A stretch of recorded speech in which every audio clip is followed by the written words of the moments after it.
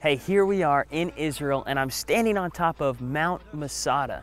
The historical thing about this mountain is that King Herod, back in the 1st century, built a protection place for him on this mountain in case he ever was attacked by any enemy. He would come down to the bottom south of Israel, and he would climb on top of this mountain, and he had a fortress built up here. Well, one day the Roman Empire came. In 70 AD, the Roman Empire took over Jerusalem, they took over Israel, and the Jews that revolted came to this mountain. The last stand would happen here. The Jews climbed up this mountain. They began to live in this fortress area.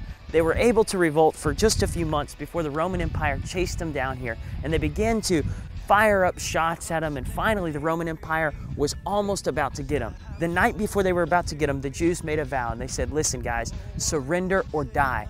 We can either be slaves to the Romans for the rest of our lives, or we can die never ever tasting what slavery would feel like. Our kids would die tonight, never ever feeling abused or like they were a slave, so they decided to kill themselves. They were so determined never to be enslaved, never to surrender to the enemy.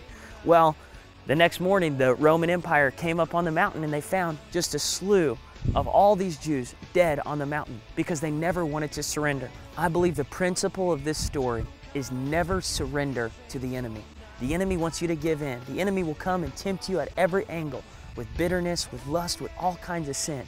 But we've got to make a decision that we're determined, just like the Israelites were on this mountain. We will not surrender.